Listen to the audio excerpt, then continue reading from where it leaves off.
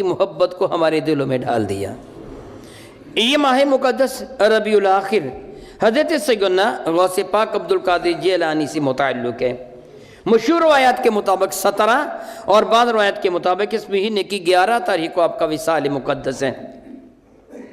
مداشیف میں عرس مبارکہ ہوتے ہیں، دنیا جہان میں جگہ جگہ عرس مبارکہ ہوتے ہیں۔ ہم عموماً کرامات پر کافی زور دیتے ہیں اور سن کر خوش بھی ہوتے ہیں، سنا کر بھی خوش ہوتے ہیں۔ کرامات کا انکار نہیں کیا جا سکتا۔ کرامات کا انکار کرنا بے دینی ہے اور بعض اوقات کفر بھی ہے کرامت کا انکار کرنا۔ میں نے اس لیے جملہ کہہ دیا، بہت بڑا جملہ، کہ کفر بھی ہے، اس لیے کہہ دیا کہ قرآن کریم میں حضرت سیدنا سلیمان کے وزیر کی کرامت کا ذکر ہے۔ اب قرآن پاک کا انکار تو نہیں کیا جا سکتا، جو قرآن پاک کا انکار کرے گا کافر ہو جائے گا۔ بات یہ ہے کہ کرامتوں کا انکار نہیں کیا جا سکتا، لیکن استقامت کا عموماً ذکر کم کیا جاتا ہے۔ کرامت وہ پھول ہیں جو کسی پودے کو لگے ہیں، عمل اور عقیدہ یہ پودا ہے اور پودے کی جڑ ہے۔ جب تک جڑ سلامت ہوگی، پودا سلامت نہ ہوگا، پھول نہیں لگا کرتے۔ عام طور پر ہم نے معاذ اللہ تعالیٰ سماذ اللہ تعالیٰ صرف کرامتوں کو دیکھا، ان کی تعلیمات سے یکسر ہم نے نظر انداز کر دیا ان کی حقیقی تعلیمات کیا تھیں۔ کیا ان کی تعلیمات پر عمل کر کے آج بھی ہم اللہ تعالیٰ کا قرب حاصل کر سکتے ہیں کہ نہیں؟ معاذ اللہ تعالیٰ ہم نے چیز کو یکسر نظر انداز کر دیا۔ حقیقت کیا ہے؟ حضرت سیدنا عبدالقادر جیلانی رضی اللہ تعالیٰ عنہ سے پاک نے خود ارشاد گرامی میں فرماتے ہیں، درست العلم حتی صرت قطبا، میں نے اتنا علم دین حاصل کیا، اتنا علم دین حاصل کیا کہ مقام قطبیت پر فائز ہو گیا۔ کہ یہ جو مجھے مقام قطبیت ملا ہے نا، یہ میرے نبی کی سنتوں کا، میرے نبی کی احادیث کا، قرآن و سنت کا علم حاصل کرنے کی وجہ سے رب کائنات نے مجھے یہ مرتبہ اور مقام عطا فرمایا ہے۔ ہمارے ہاں ایک بہت بڑی مصیبت ہے، بہت بڑی مصیبت ہے کہ جو لوگ نماز کے منکر ہوتے ہیں، تارک الصلاۃ ہوتے ہیں، کئی بھنگ پینے والے، نشہ کرنے والے، سر منہ سب کچھ منڈوانے والے، وہ بدبخت شیطان کے چیلے، ہم ان کو اللہ کا ولی سمجھے بیٹھے ہوتے ہیں۔ نام لیتے ہیں حضرت سیدنا غوث پاک عبدالقادر جیلانی کا۔ حقیقت کیا ہے؟ حضرت سیدنا عبدالقادر جیلانی رضی اللہ تعالیٰ نے مسلسل علم دین حاصل کیا۔ حضرت سیدنا عبدالقادر جیلانی 18 برس کی عمر میں حضرت سیدنا عبدالقادر جیلانی گیلان ایران سے چلے تھے، حصول علم کے لیے بغداد میں آئے تھے، اور آپ مسلسل مدرسہ نظامیہ میں علم حاصل کرتے رہے۔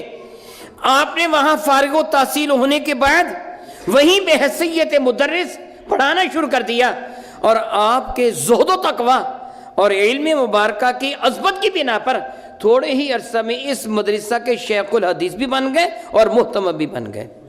اب وہ مدرسہ، جس مدرسہ کے پہلے طالب علم تھے، اب آپ اسی مدرسہ کے محتمم بھی تھے، اسی مدرسہ کے مفتی بھی تھے اور شیخ الحدیث بھی تھے۔ حضرت سیدنا غوث پاک عبدالقادر جیلانی کو رب کائنات نے علم مبارکہ کے اتنی میراث سے نوازا تھا۔ افتاء کے سلسلہ میں، یعنی فتویٰ دینے کے سلسلہ میں، رب کائنات نے آپ کو اس قدر مہارت تامہ سے سرفراز فرمایا تھا کہ جو دنیا کے دیگر مفتی جس مسئلہ سے عاجز آ جاتے، حضرت سیدنا غوث اعظم اشاروں میں اس کو حل فرما دیا کرتے تھے۔ میں صرف ایک واقعہ کا آپ کے سامنے تذکرہ کرتا ہوں، آپ کو پتہ چلے گا کہ رب کائنات نے فہم و شعور کی کتنی بلندی آپ کو عطا فرما رکھی تھی۔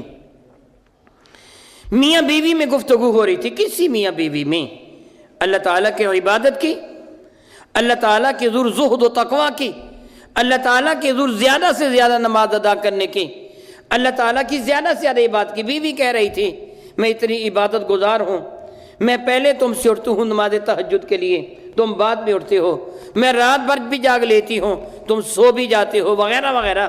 نماز تہجد کے علاوہ میں نماز شاق بھی ادا کرتی ہوں، چاشت بھی ادا کرتی ہوں، اوابین بھی ادا کرتی ہوں، نوافل بھی کثرت سے پڑھتی ہوں، روزے بھی رکھتی ہوں۔ خاوند کہہ رہا تھا، میں یہ عبادت کرتا ہوں، میں بھی فلاں عبادت کرتا ہوں۔ دونوں میں باتیں ہو رہی تھی، کس کی عبادت زیادہ ہے؟ میاں صاحب خاوند ذرا جذبات میں آ گئے، غصہ میں آ گئے، کہنے کہ اگر میں ایسی عبادت نہ کروں کہ جس عبادت میں میرا کوئی بھی شریک انسان نہیں ہوگا، کوئی بھی انسان وہ عبادت نہیں کر رہا ہوگا، تنہا میں وہ عبادت کروں گا، اگر میں ایسے نہ کروں تو تجھ کو 3 طلاق۔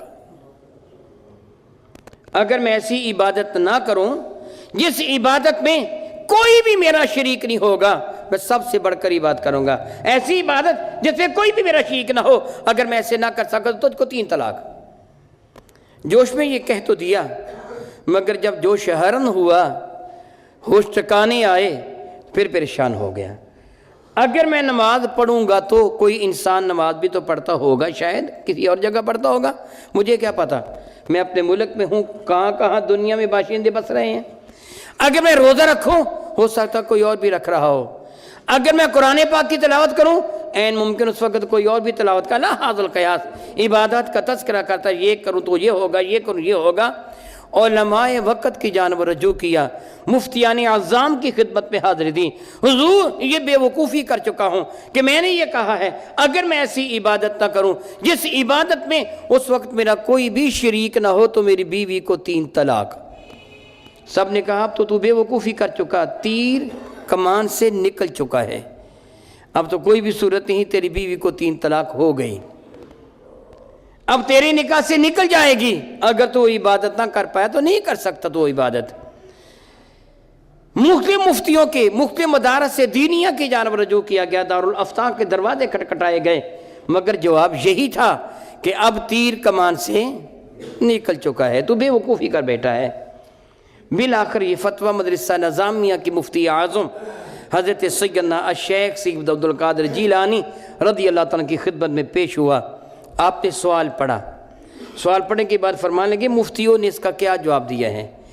کہ حضور سارے عاجز آ گئے ہیں، جواب نہیں آتا۔ مسکرا دیے، فرمانے کو اس بندے کو حرم کعبہ لے جاؤ، مکہ مکرمہ لے جاؤ، حج میں کعبہ لے جاؤ، لوگوں سے گزارش کرو تھوڑی دیر کے لیے طواف روک دیں، اسے تنہا کہو تو طواف کر لے، یہ ایسی عبادت ہوگی جو قرآن پر کوئی دوسرا نہیں کر رہا ہوگا۔ سبحان اللہ تعالی و بحمدہ، کتنا مشکل جو مسئلہ تھا کتنی آسانی کے ساتھ آپ نے طے کر دیا۔ اسی فرماتے درست العلم حتی صرت کتبہ، میں نے علم حاصل